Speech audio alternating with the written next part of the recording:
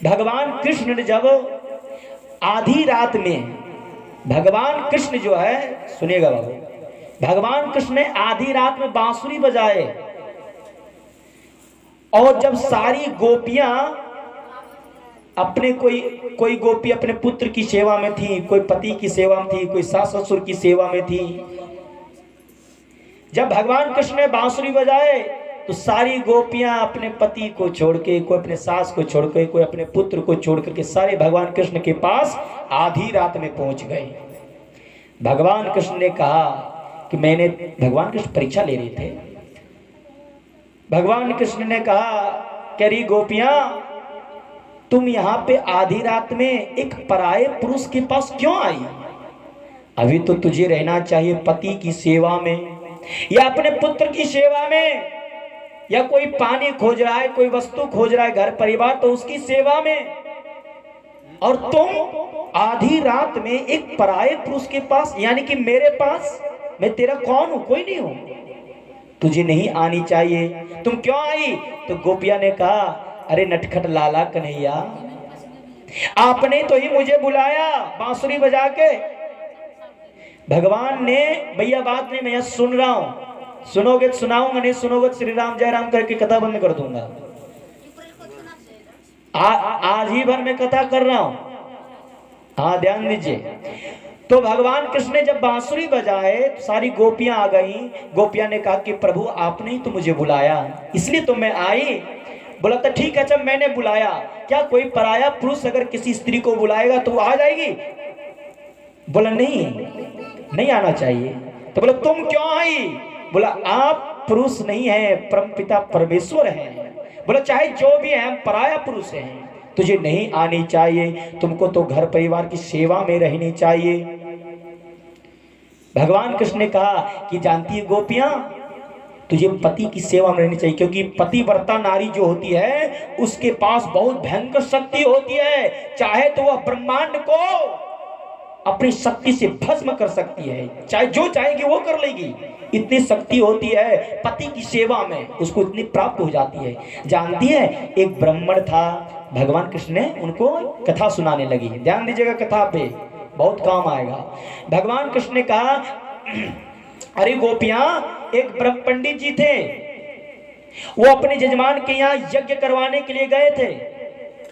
पंडिताइन आंगन में बैठी थी। पंडित जी थक के बेचारे कहीं से आए थे और जा करके अपनी पंडिताइन अपनी पत्नी के जंघा पे अपने सर को रख करके सो गए। लेकिन उनका पंडित जी का एक छोटा सा बालक था जो मात्र 2 साल का था, घुटमन चलता था। लेकिन था वह ब्राह्मण का घर, उनके घर में प्रतिदिन हवन होता था, हवन कुंड था, आग भयंकर उसमें धधक रही थी। अब वह जो बच्चा है घुटमन जाकर के आग की तरफ बढ़ने लगा। अब पंडिताइन देखती है, सोचती है मन में कि अगर मैं उठ करके यहां से जाऊंगी तो पतिव्रता नारी का जो धर्म है वो नष्ट हो जाएगा, क्योंकि हमारे पति जग जाएंगे, अभी आराम कर रहे हैं, अगर इनकी नींद हम तोड़ देंगे तो बहुत बड़ा अपराध हो जाएगा। जो वो धर्म है पतिव्रता नारी का, वो धर्म नष्ट हो जाएगा। और अगर अपने धर्म को बचाती हो, अपने पति की अगर सेवा में लगी रहती हो, तो मेरा बालक कुंड में गिर के जल के भस्म हो जाएगा। अब दोनों तरफ विपत्ति है, करें तो करें क्या? अब मालूम है गोपियां, वो पंडिताइन क्या की, आंख बंद कर ली। बोला, हे परमपिता परमेश्वर, अगर सच्चे दिल से, हृदय से अगर मैं अपनी पति की सेवा की हूं तो आप मेरे बालक को रक्षा करें। चुपचाप आंख बंद कर ली और अपने पति की सेवा में रही। पति उसका सोया हुआ है और अपने हाथों से उसके माथे सहला रहा है, हाथ दबा रहा है, और वह बालक घुटमन चलते चलते उस हवन कुंड में गिर गया। इतने में क्या हुआ, कुछ देरी के बाद पंडित जी जगते हैं। पंडिताइन, और वो जगे। वैसे पंडिताइन सोची मन में कि अब हमारे पतिदेव उठ गए हैं, जग गए हैं, अब कुछ नहीं होगा। वैसे ही दौड़ करके गई हवन कुंड की तरफ कि मेरा बेटा तो गिर गया, पता नहीं क्या हुआ होगा। जैसे ही दौड़ के हवन कुंड की तरफ वो चली, वैसे देखा कि अग्नि देवता अपने गोद में लेकर के देने के लिए हमें आ रहा है।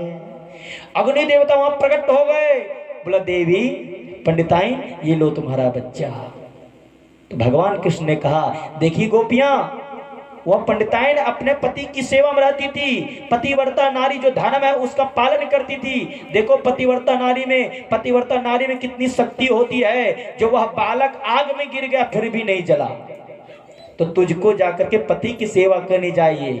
जाओ, चले जाओ, पराये पुरुष को पास कभी नहीं जाना चाहिए, तुझे चला जाना चाहिए। तो गोपिया ने कहा, मालूम है क्या कहा?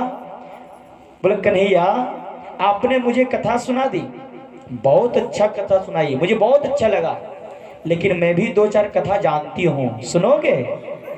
तो कन्हैया ने कहा, हाँ सुनाओ, कौन सी कथा सुना रही हो? तो कहा, गोपियां सुनिएगा ध्यान से, गोपियां ने कही कि कन्हैया एक व्यापारी था, उसकी पत्नी थी, उसके बालक थे।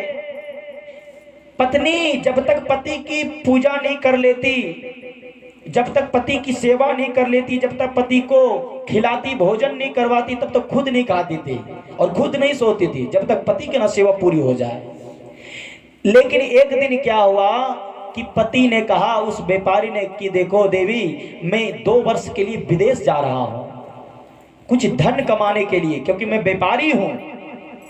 तो पत्नी ने कहा कि स्वामी अगर आप चले जाएंगे, आपको जब तक मैं देखती नहीं हूं तब तक भोजन नहीं करती हूं, आपको जब आपकी सेवा नहीं कर पाऊंगी, आपकी पूजा नहीं कर पाऊंगी, तो मैं कैसे रहूंगी? और आप कहते हैं कि 2 साल तक मैं विदेश में रहूंगा, तो स्वामी आपके बगैर में तो रह नहीं सकती।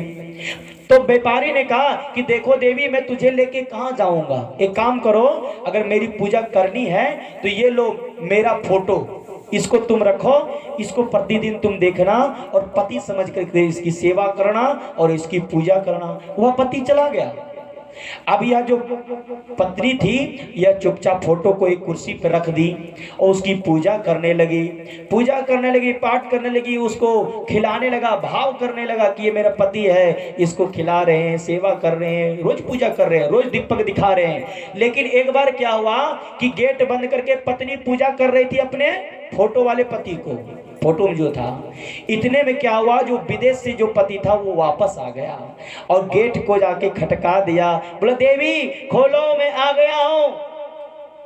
अब पत्नी यहाँ बैठी है पूजा करने के लिए और जो पति है वो आ गया है, गेट पे खड़ा है। तो गोपियां पूछती हैं भगवान कृष्ण से कि कन्हैया अब बताओ कि जो फोटो वाले पति है उसकी पूजा करनी चाहिए कि जा करके जो पति आया है विदेश से उसका जाकर के गेट खोलना चाहिए? भगवान कृष्ण ने कहा ये तो साधारण सी बात है, अरे जब असली पति आ गया है तो फोटो वाला पति को क्यों पूजा करेंगे? गोपिया ने कहा कि आप जवाब दे दिए, आपने जवाब दे दिया। बोला क्यों? बोले ये संसार की जो पति है वो माटी का पुतला है, असली पति तो परमपिता परमेश्वर आप हैं। जब आप हमारे असली पति मेरे सामने खड़ा हो तो नकली पति की क्या जरूरत है, नकली पति की क्या जरूरत है? उसी तरह मेरे प्यारे सज्जनों, ये माया है, इस माया की नगरी में संभल के चलो, परमपिता परमेश्वर की भजन करो।